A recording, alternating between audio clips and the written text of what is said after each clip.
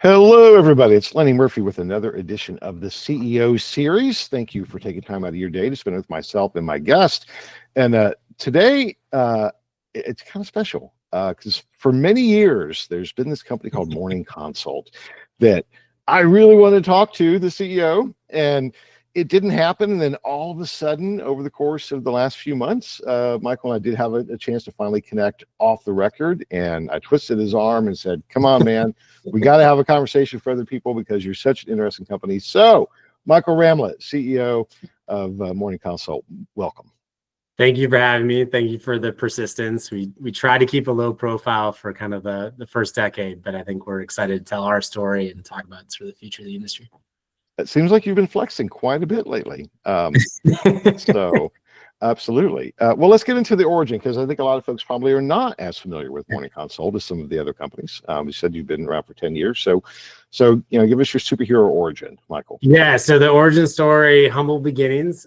We took 30K in angel capital, so not a traditional venture start. I had two incredible co-founders, one in Kyle Drop, who had just finished his PhD at Stanford and at the time was technically a Dartmouth professor. And then I convinced another co-founder, Alex Doolin, to leave his Chicago PhD program, and his background was computer science. And honestly, it started with a problem. We were obsessed with what we thought was bad executive decision-making on limited data. So whether it was business leaders, financial leaders, government leaders, we were shocked at how much what felt like this sort of big data revolution that was talked about hadn't actually materialized. And what we were obsessed with was this idea that you should know what people think in real time, whether you're making decisions about a business outcome, the state of the economy, a kind of geopolitical environment. And so we had this obsession with you should have real-time data.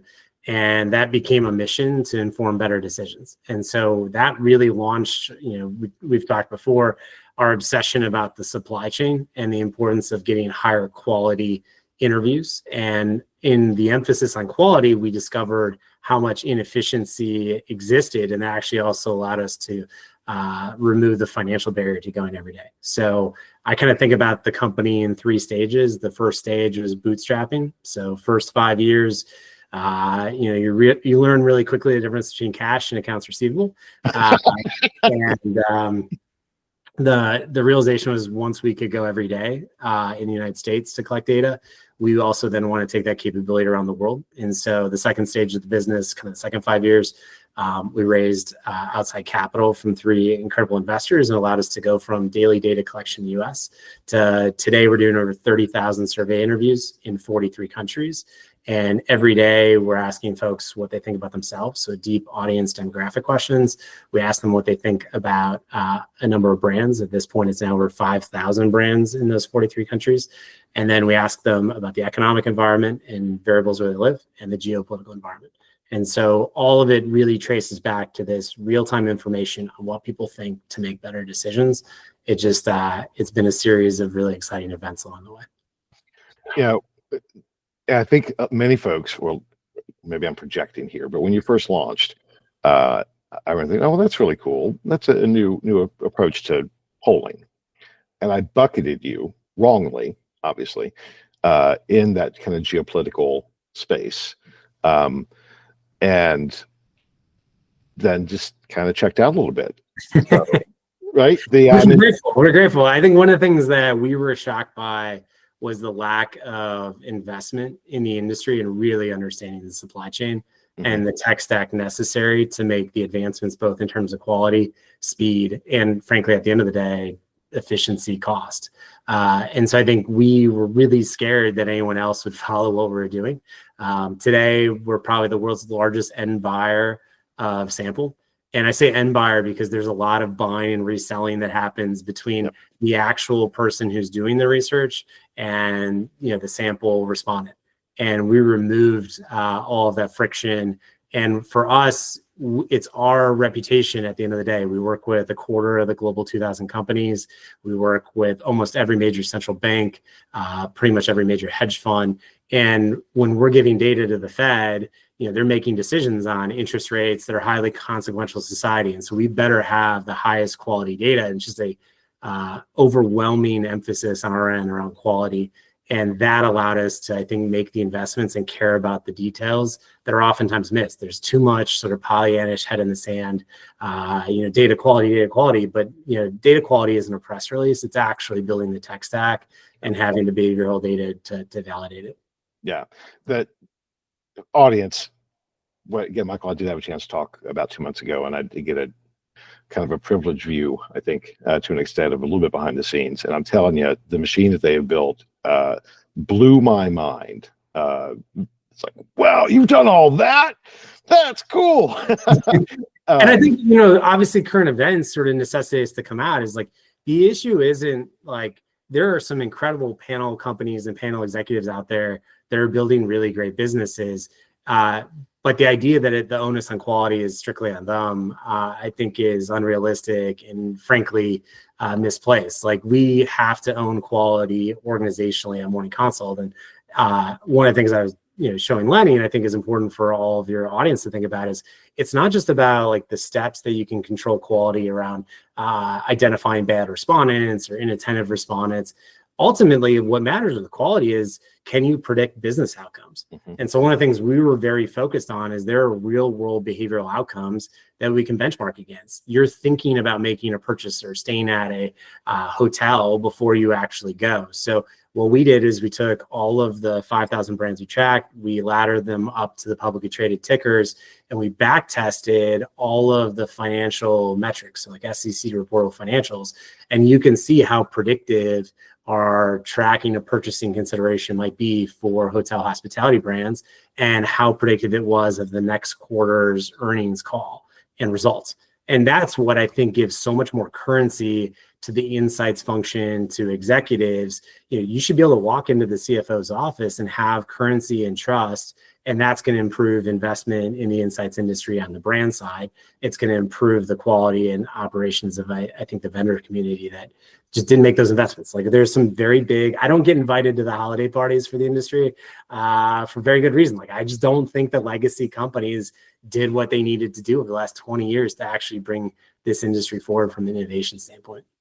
Well, and so much of that was based on, not to defend, but there was a business model these companies were built on. Totally. And that's the point of innovators like you that come in. You don't have the inertia and the encumbrance of trying to protect an existing business model. Instead, you're making a better mousetrap. And I would say that's the story. And I think that's now the challenge for the brand side leaders is like, you're going to have to make decisions that have high consequences for your organization going forward. Like, for 20 years, there just wasn't much in play. So this is how we did our tracker. This is how we did our operations.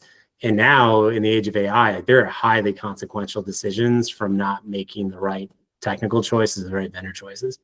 Yep, absolutely. And that is, so as we record this in the tail end of July, this is going to be live for October, but the trend that's manifesting now and will continue to, I think, roll out and expand as we go forward into the remainder of this year and the next, is that the impact of AI, not so much on the research process, right? We all kind of get that, right? But on business processes and the speed and efficiency and imperative to do that is happening at the buyer level. And it is fundamentally different than anything that we've done before. And to your point, it is based on not just speed of data, but quality of data that is on demand in real time, fundamentally, to inform decisions, because the pace of change continues to accelerate. There is in all things. So, right. I think I remember vividly, and I'm sure you saw this as well, like in 2020, right? By around May, we realized, benchmarks and norms don't really matter now. We're in uncharted territory. We need to now look at developing new norms to predict behavior, because consumers were just changing. And it hasn't stopped. And I think that there is assumption of this normalcy bias to think that, no, people just still keep doing what they were doing because there's some new normal. No, the new normal is constant change. Across the board. And a piece of change, that acceleration around it, I think we kind of look at it through 3 different lenses. So there's, how is AI transforming our business operations? So that could be everything from the commercial function to the finance function, all of the ways in which we run the business. There is AI and how it will transform our own research process. And then there is AI and how it will transform the use case and underlying access for the client. And I think in every one of those ways, the rate of change is accelerating. Yep. And that becomes both, like, to your point earlier, like the innovator's dilemma, like it's really hard, the adage is like, it's really hard to turn a battleship on a dime. Like it really benefits scale because those things compound, but the reality is like the nimbleness or the flexibility to move at the pace of change. Yeah. So, you recently launched your kind of Bloomberg terminal for insights, and that was public. And I'm not sure if I saw the public version or the private version, but regardless, either one, it was really damn cool.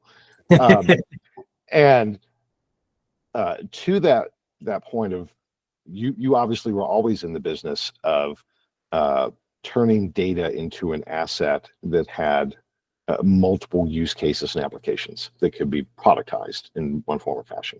And now moving, at least in my view, moving towards that ultimate view that is aligned to the era of AI, that you have a data feed that is specific around the use cases that you are focused on, while also now having the ability to augment as needed with additional data feeds, so that you become kind of the central hub of insights for your clients within your purview.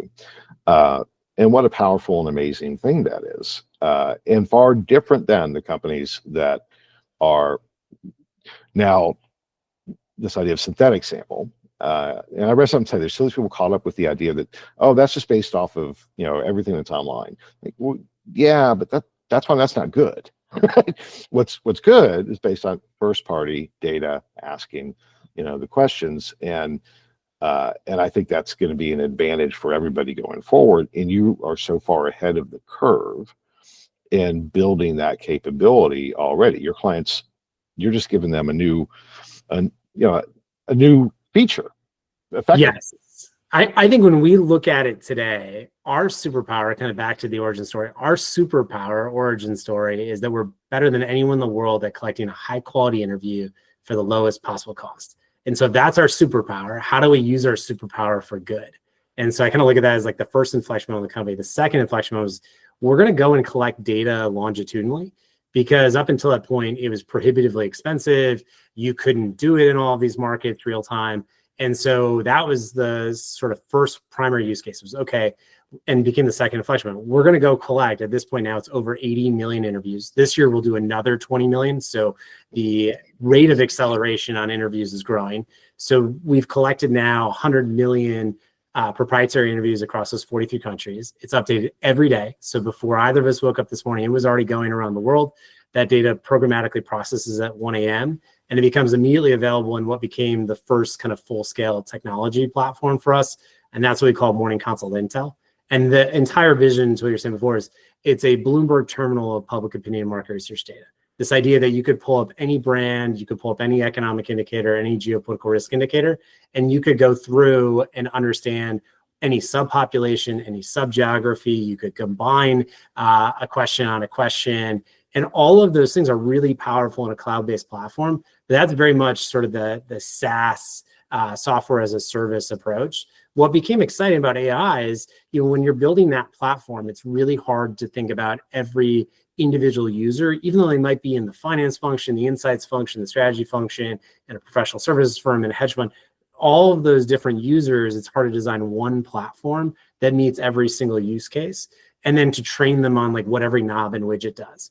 And so I look at the third inflection moment for Morning Consult, and frankly for the industry, being this AI revolution. And so 2 years ago, and we talked about this is kind of the innovator's dilemma you're talking about with legacy firms, is like you face these inflection moments where you have to be willing to at least conceptualize the idea of burning it all down to make the investment in the future. And so it's not that the power of the Morning Consult Intelligence is incredible, but it's recognizing that you have to know how to go in and use the platform, and not every use case is going to have an executive that is going to take the time to do that. And so what AI became for us, and this is what Morning Consult AI right now is, and anyone that's listening can go and create an account and access those 80 million interviews, but it's recognizing if I don't know how to program in SQL, or I don't know how to, use the platform, I maybe just know how to ask really good business questions. And so be able to ask a natural language question, like how are personal finances in the United States today, or how has that changed over time? I don't need to have a background in economics to ask a follow-up question, which is like, how about among my customer base? So you saw this with the CEO of Home Depot a couple of weeks ago on the earnings call. They're not talking about the Michigan Consumer Sentiment Index, which is only 600-700 interviews. It's not reflective of like the Home Depot customer. They're talking about what's the consumer confidence of a Home Depot customer. And you can pull that up on morningconsult.ai, just asking business questions. And so I think what we see as really exciting about that public version of the AI chat application is that it democratizes who can work with insights data. And it's going to create a problem for industry stakeholders that want to be gatekeepers. The gates have fallen down. They're burst wide open. Now it's about, hey, how do you take what you know about high quality data, statistical analysis, and improve the decision making? It should empower you to be more relevant to the CFO or the CEO or other functions. And that's sort of, I think, the inflection moment for the industry we're at. Yeah, I could not agree more. We're in violent agreement. So and the question, though, to your point, though, is like synthetic data. So what is synthetic data? I think this is a other part of the industry's sort of critical moment, is really defining what are high quality use cases for synthetic data and what's garbage in, garbage out. Right. And I think too often you see folks pretending like, oh, synthetic data is going to take my small sample size and make it seem great, or it's going to take my old data and make it seem valuable. And I think the reality is that like synthetic data is going to present really compelling opportunities to solve problems that were otherwise not possible and at a speed that wasn't possible, but it doesn't obfuscate the need of really valuable, high frequency. It has to be updated. Like the number of people I see selling synthetic data with 2024 respondents, like Joe Biden was president in the minds of those respondents, and there was no trade war. So how could they possibly give you a sense of like their purchasing decision-making in today's economic environment? So it's high frequency, large scale. Like it's just going to get better the more scale you have. But I think what works about things like synthetic data is how do you connect a custom study to a syndicated data set? That becomes possible at a higher confidence interval, and that delivers more value to a customer. Or how do you expand crosswalks with other data sets? Like credit card transaction data, the work we do with the Chicago Fed is combining the Visa, MasterCard, credit card transaction data with all of the attitudinal survey-based data on e-commerce and retail spending. Those are really exciting unlocks with synthetic data. It's not trying to make garbage a little bit more valuable. Yeah. 100% agree. And from the business standpoint, right, we didn't think about the industry itself, that looks more like something like a subscription. And that's the first stop to ask the business question. So, and then it becomes an iterative build off of process for, asking new questions for filling the gaps of information and create this virtuous cycle of data. And no wonder that many people are trying to obfuscate and castigate with the idea of synthetic data, because it is a fundamental threat to the business model of traditional research. Right. It's going to be like, this is the irrefutable trends. It will be faster in this industry. It will have larger scale, and it will cost less. It's not like pick one.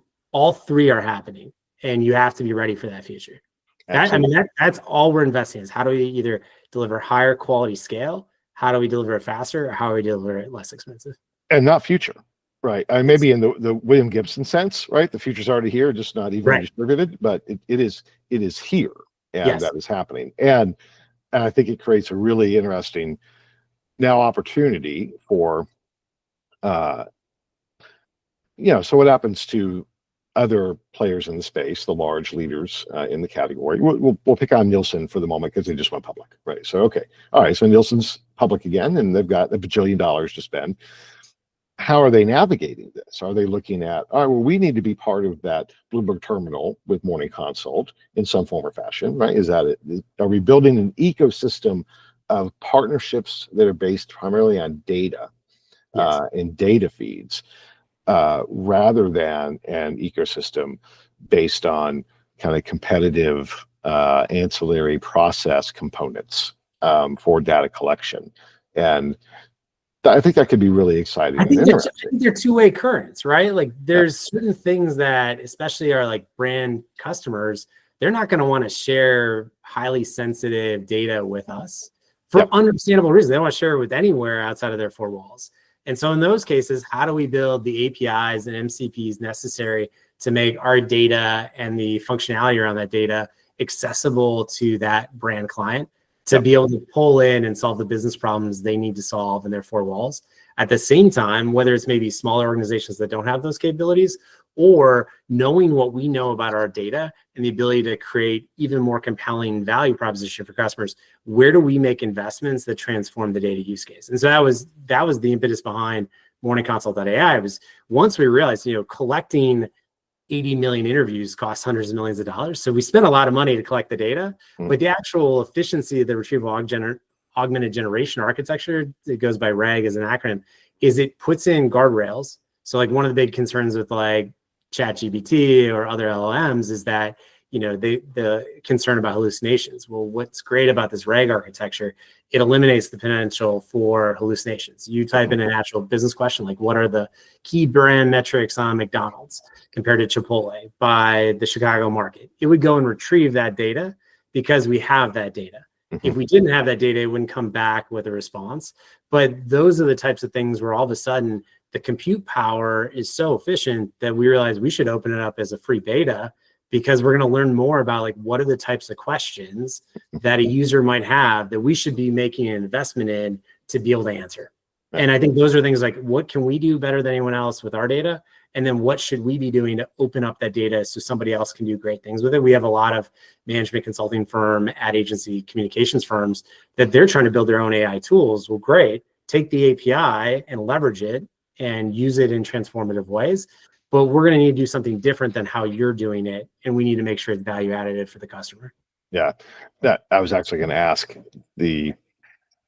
so I've been thinking about this a lot recently, the past few days. So I'm going to, let's see what you think about this.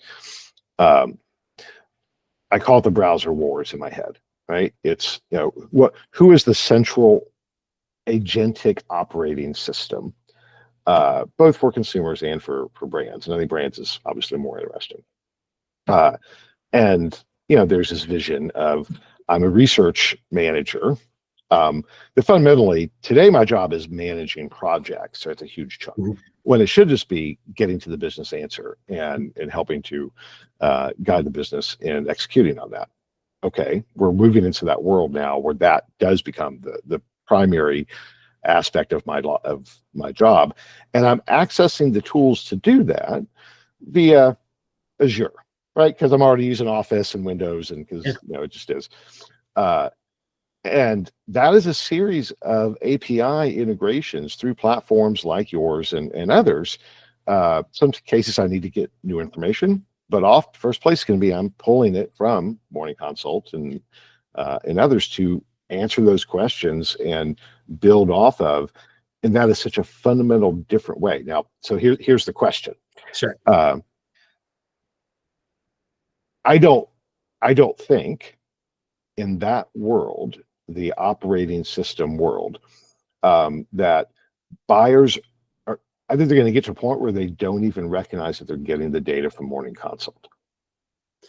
Okay, because it's baked directly into their annual license with Azure or OpenAI or whoever. It's just kind of in the cake.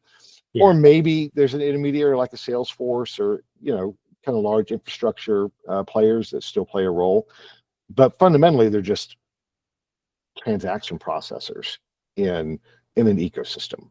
I don't know if that takes us 5 years or 2 weeks at this point to get there. But do you see that? What do you see that look like in terms of the engagement process, the buying process of creating revenue for Morning Consult, of how that's going to shift? So I think maybe I'd start with, in every one of these paradigm shifts, it's like an S curve, and you see some very early winners, and then you see a different evolution of winners beyond that. And what at least took place, I think cloud is probably the right analogy, where you're absolutely seeing value creation for the hyperscalers. So AWS, Azure, Google Cloud and those pieces. But the reality is that I think in a future agent world, there's going to be the broad-based use case, kind of to your point, like there's a certain level of scale that you're going to want to be able to access data pieces within. So think like you're, kind of the way you're alluding to this, like the ERPs, so Salesforce, others, where you're going to want to have data in that space, but they're not going to build out the vertical specific, function specific use cases. They're going to, I think, facilitate the build out of the application layer. So you saw this with cloud, those layers had a lot of value at the foundational level, but the largest, at least market cap valuation creation was at the application layer.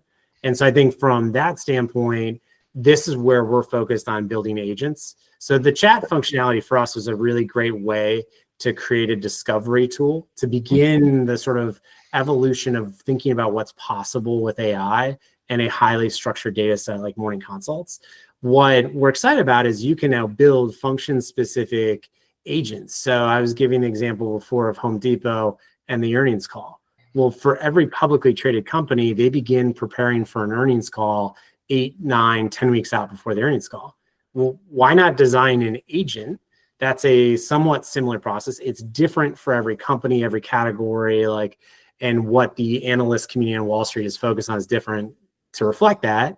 But we know, generally speaking, what are the core elements of understanding a consumer customer base. Why not have an agent that generates that report uniquely for that business and have it do so on the schedule at which they prepare for that earnings call? So very specific use case. Similarly, like with brand reputation, like right now you've got these like legacy brand reputation trackers.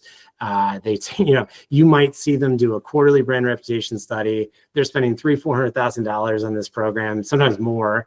Well, gosh, you better pick the exact right dates in that quarter. Like, think about everything that just happened in the last 3 months across the trade space, across geopolitical operating environments. You get a hot war in India and Pakistan. Like, all of these things are pretty dynamic events. So the lack of real-time data, but why not have an agent that's designed for your brand reputation analysis that's real-time, that could alert you when you're going through. I did a nice job of knocking a coffee cup down out of my gesticulation, but can alert you in the moment it happened. And that's like the real-time aspect of like it's speeding up. It's not like I'm waiting for the report at the end of the quarter or 3 weeks to get it. It's I need the alert right now. Like, hey, there's a problem going on in Mexico for an American brand, and it relates to like the tariff and Americanism like issue. Like, they need to know now so they can address it, whether it's through advertising or other public affairs. But waiting for the next quarter isn't fast enough. And that's where I think like it's going to be very use case specific. I agree with you. Like, you're going to have the hyperscalers; they'll be big winners, no doubt. But they're not going to be able to design every single use case and every vertical for every function. Yeah. So, as of today, I am a big fan of Perplexity because I just trust for foundational research, for data.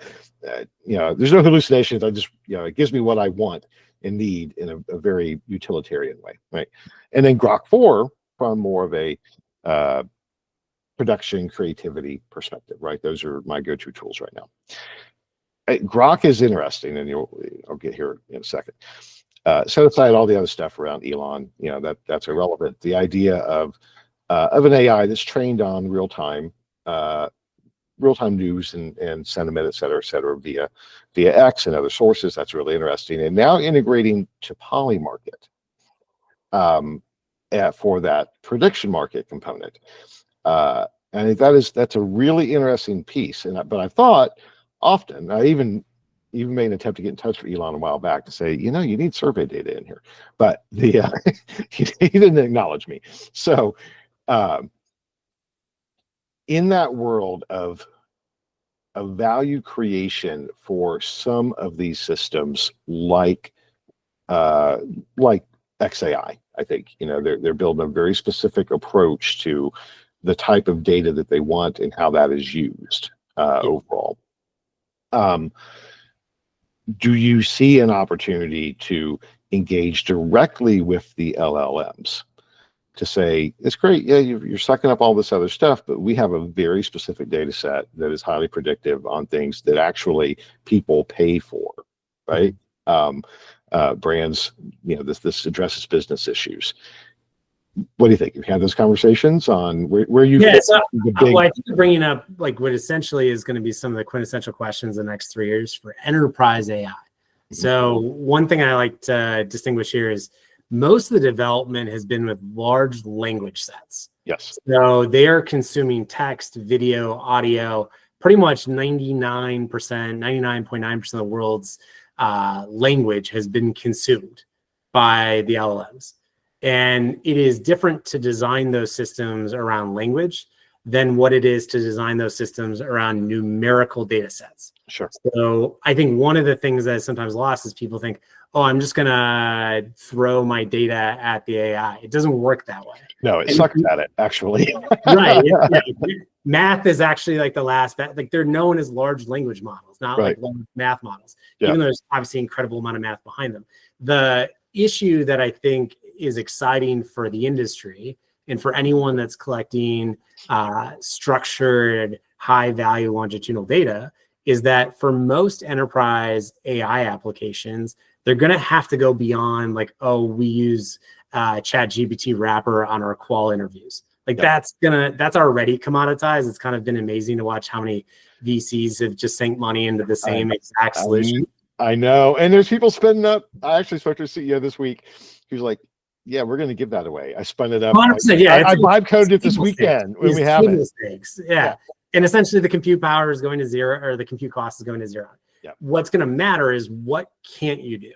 And what you can't do is go back in time and collect that data. And I don't think there's probably enough appreciation in the industry is like, we're not talking about like banner tables. We're talking about, we have petabytes of respondent level data that is highly structured. And that data infrastructure, I think, has been an Achilles heel for the industry. Like it's too often like, oh, we generate a quick like top line crosstab for the project. All this project-based work versus thinking about it in terms of a long-term infrastructure. Yeah. And I think, for us, we're really excited about what will become the enterprise AI opportunities. So whether they're with the ERPs like Salesforce or Adobe's of the world and informing those, whether they're with the management consultancies and the advertising professional services firms, or if they're with like platforms like Bloomberg, like, how do you ingest? So by the time this will have aired, Bloomberg's already ingesting the consumer confidence data and other economic data directly into the platform. And so you're going to see, I think it's an ecosystem, but there will only be a greater premium placed on proprietary data. And what becomes, I think, the opportunity for the brands is to think differently about collecting data that becomes valuable to the organization. So the other idea, I think, by the time this airs that we'll be public with, so it can be a little bit more cavalier here, is unlimited questions on demand. Basically, we've driven down the unit cost of collecting an interview to a place in which we can open up the concept that you shouldn't be limited by time or cost to collect more data that's relevant to the decisions you want to make. We're going every day regardless. How do we extend that capability to agency partners, to brand clients, to just ask questions? And that might mean, hey, I want to come up with some tracking data sets. That might mean I want to have some thematic elements, but it's no longer, hey, I want to do one project. I only have one shot at it. It's this emphasis on continuous data collection. And I think that's going to change how hopefully the end brand client thinks about the data set they're creating, how it plugs into AI applications in their organization. It's no wonder you don't get invited to the holiday party. It should be better. It should be faster, and it should be cheaper. It is, right. Mantra. Right. Well, and so the industry was built fundamentally on service, and then we engineered these processes that were also revenue generating, attached to enabling the service.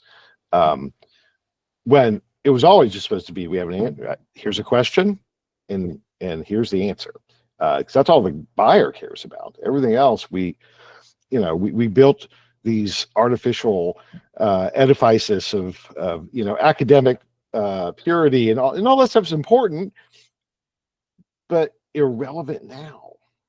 Yes, and in isolation irrelevant, like does it actually connect to the business outcome? So that sort of ability to predict consumer behavior and business performance enhances the role of insights in an organization if it actually is elevated to the CFO, to the business leaders, in the way that today I think too often insights over the last 2 decades allowed itself to get siloed.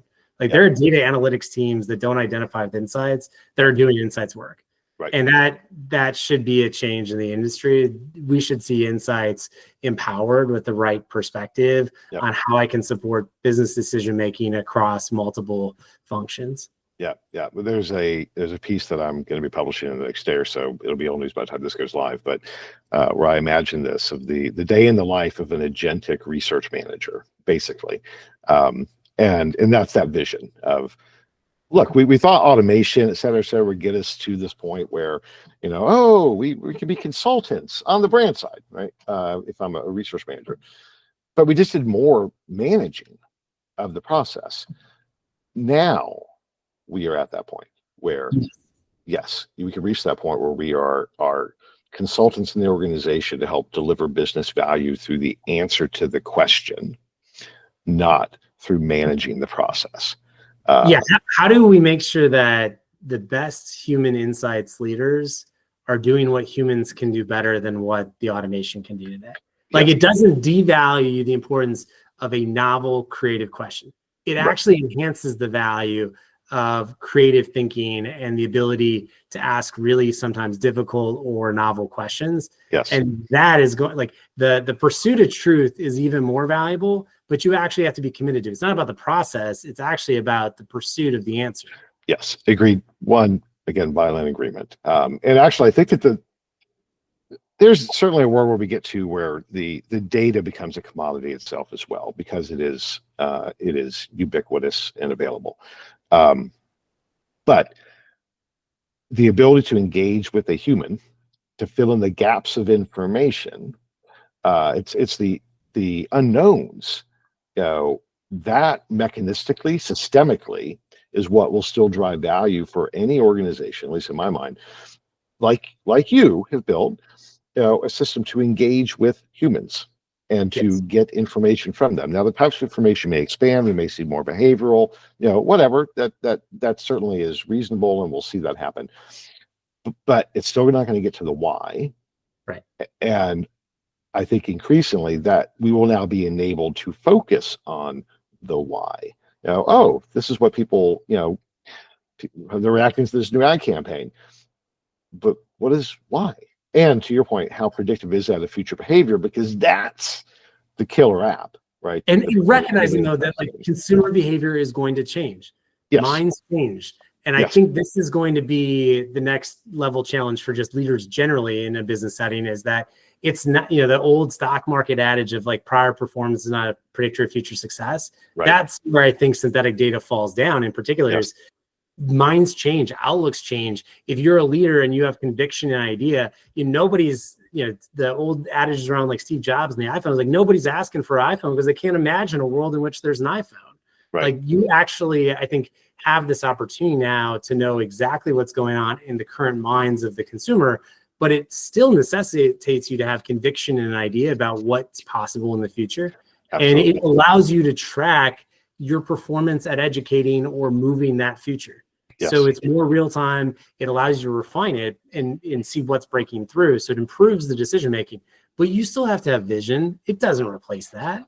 Yeah, agreed, 100%. I mean, it seems like we are living in paradigm shattering times in every sense of the word. Right. The things that we thought were true, we realize are not. Things that we thought were not true, we realize are. There's behavior changes that we didn't expect. What kids are going back to flip phones? What? I mean, there's just so many different, to your point, unexpected. Maybe there's an algorithm that could have predicted it, but I sure as hell didn't. I haven't seen one. These unexpected changes and reactions in behavior due to just the world that we live in, and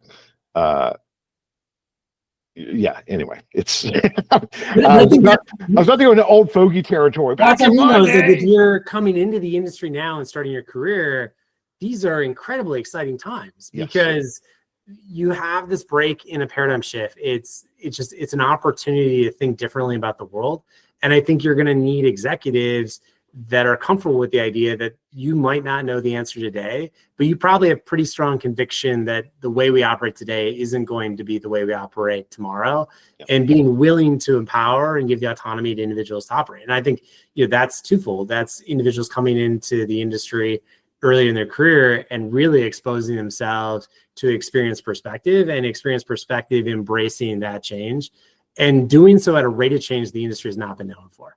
Like one of the greatest things we learned over the last 3 years was that, we've brought in some incredible talent from some of the legacy firms, and they've totally transformed what we're capable of doing. But the reality is, like, it's not a 9 to 5, like, sleepy industry anymore. Like, it can't be. It will fail to transform in the direction it needs to go. And we've gotten to the point where we need to acknowledge the intensity at which we feel we need to operate to achieve our business goals, but also, frankly, to just achieve our clients' goals. And that's just a paradigm shift that I think the industry is going to probably have a lot of gnashing of teeth over. Yes. But the good news is, so I was talking to another platform play, right? I mean, purely technology focused platform. And they are, there's a concept out there of service as software. And that model, and I think I've even shared that with you in one of our email exchanges. But point is, it's interesting that they're saying, look, we are really going into the era of acqui-hires for all intents and purposes, because we need smart people who do provide some layer of service, of consultation around this, even though that's not really how we make our money, but it is how we create strong client engagement overall. And so I think we're seeing a path where even some of the existing folks in the industry, rather than saying, "Oh my God, what it's all changing," no, they're the core skill sets of being smart, critical thinking, knowing how to ask questions, what are the right questions to ask. To your point earlier, whether it's intuition or experience or that mishmash of those things to make sense, the sense-making component of information to help guide decisions that aren't just something that we can easily display, right? There's a strategic element that we need to think through. Excuse me. That gives me hope for the industry to transform rather than be solely disrupted. Yeah, I think I'm for all of sort of identifying the changes and undercurrents, I'm long the insights industry. I think that it's going to have an entirely different look to it, but the importance of informing those decisions has never become less valuable. The importance of knowing what people think has never become less valuable. It's just that it's not going to be about process and sort of back office management. It's going to be about how do I, creatively design a question or an approach that answers the question or gets the answer you're looking for, and or how do I communicate that? So the human to human aspect of that and the trust building and credibility building of that is going to be more valuable with every passing day. The issue, we talk about it, framing it this way. If you go to morningconsult.ai right now, you still have to ask it a question. Right. Like, that's still the starting point. Now, granted, that's why we're building agents and function specific, so it removes sort of the blank screen. But if you can go and still, whether it's writing, whether it's asking those questions, it's still deeply powerful to be able to ask a novel question. Yep, absolutely. And anybody who's experimenting, even with just the basic LLMs that exist today, should be seeing that, right? Yes. I found myself now that it's a very iterative process going back and forth with my two favorites, because I've got, and my questions are getting really long and detailed. Yes. So, the prompt engineering, I think that's one thing that folks don't realize is on a prompt engineering side, it is multiple layers. Yes. And you're really it's the way in which you're designed, it's almost more like you're developing software or thinking about the construct of software development. But it's the critical thinking and structured thinking that leads to better outcomes. And some of that will change. One of the challenges we really push on our team to think about is don't think about where pick your LM where it is today. think about like a future ideal end state and assume that somewhere between now and some uncertain period of time, they're going to unlock the ability to get to that future end state. Right. So design for the end state, recognizing that somewhere 6 days from now, 6 months from now, 6 years, like it's going to be possible to do things that we didn't think were possible 6 days ago, 6 months ago, 6 years ago. So I want to be conscious of time, because you and I have proven now in our second conversation we can talk for a long time. But that is an interesting, it's something I think about an awful lot, is in the kind of like the browser wars of the LLM wars, right? As a week or so ago, Grok was supposed to be the fastest. Well, next week, GPT-5 is supposed to come out, right? And it's supposed to be the smartest. And so as you're building a business with these things baked in, how do you spread your bets so that you don't get caught into the Betamax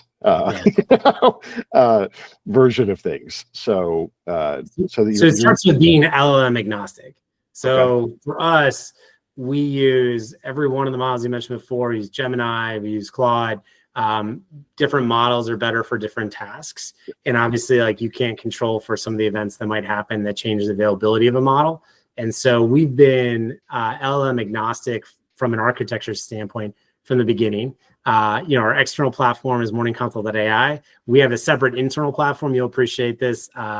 Codename Flynn from Tron. So all of the internal GPTs that are built by our staff, whether it's improving questionnaire writing, whether it's programming questionnaires, whether it's fraud analysis and analytics, all of those things again are model agnostic. But we're developing both for external facing applications as well as internally. And so for us to be able to do unlimited questions on demand, the reality is that we built all the infrastructure to be able to go and collect the data. We know how much it costs to collect a respondent in any one of those 43 countries at any moment in time on that day. And so how do you then build out the AI applications around that? And you see a future in which, every one of those applications then goes through an orchestration of working together. And that's where I think you end up, with larger full-scale agents. Today, they're GPTs, whether, some of them may be MCPs. But I think that it's sort of recognizing it's about architecture, and it means making investment decisions today that scale. So infrastructure matters. I don't think the industry did a good job in the last 2 decades of investing in the infrastructure. And the reason why I know is we couldn't possibly have launched Morning Consult with $30,000 in angel capital and reached hundreds of millions of dollars in revenue if there wasn't a lot of inefficiency. We were able to do that because of really great people, and we were able to do that with really great systems and tech. But the reality is, like, the industry can be much more efficient than it currently is. Yeah, well, and it's going to be forced that way. So it from that standpoint, without sounding like doom and gloomers, I don't think that's the case. I think it's exciting. It is exciting. It's existential in a good way. It's like, all right, we're going to get through this, and we're going to shift and change. And some people may succeed more, but we all can. It's a mindset. And I think that's the thing, is like, we're looking to, like, I think we're being much more honest about the intensity we think it takes to operate at Morning Consult and how we have to operate with that intensity for clients.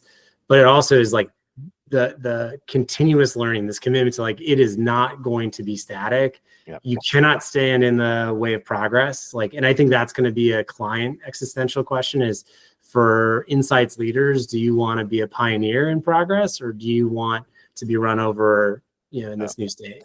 I'm not even sure that is I would usually argue against the slow moving pace due to inertia. But the business imperative, simply from a cost savings standpoint, like the procurement thing, yes, right? I know for a fact how much time, how much labor cost is wasted for people that are making, $150,000, $200,000 a year in going through the procurement process to identify a supplier for a specific project, right? Yes. And suddenly, if we can wipe that out, or at least condense it way down, the purely business level efficiency. This is unlimited questions on demand. The number of times we go through SOWs or totally new procurement processes, like, what if we did it once and you could ask unlimited questions anytime you want, anywhere in the world at a moment's notice? Yeah, like, that's the type of paradigm shift we see coming in the future. And it's just an annual license, I assume. Yes. Yes. Yeah. Yeah. All right. So we really could go on uh, I love that you guys have come out of stealth mode. Thank you. Right, you were at IAX North America. You spoke at IAX Europe. We hope that you continue to engage in the industry ecosystem at the level that you are now, because everybody needs to hear this, because you're an example of that change in action.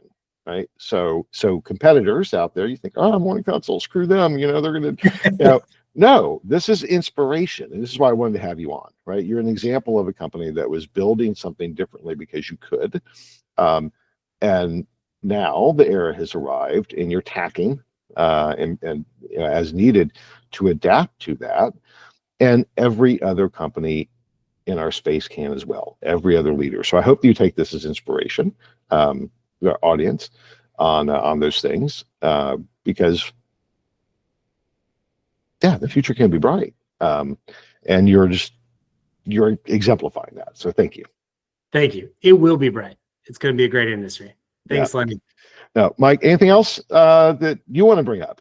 I think the only thing I'd add, how we organizationally and as an industry engage, we should all be more transparent about ways we can improve. I think that's the sort of call to arms is, too much hand wringing behind closed doors and too many press releases about what we're doing.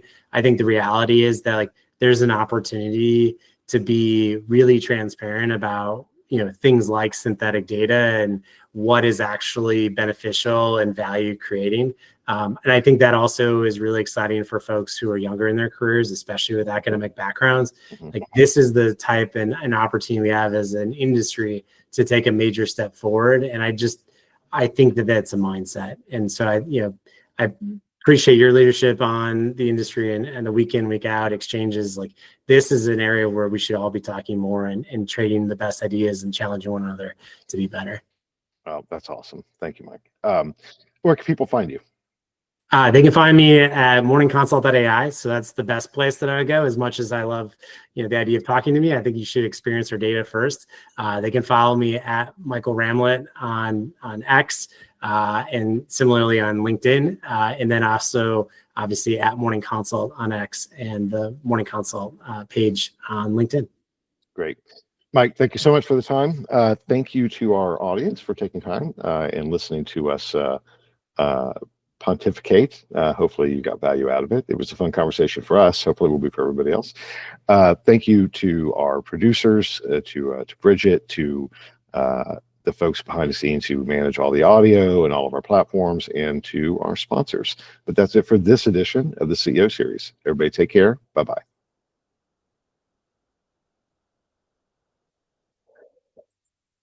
Oh.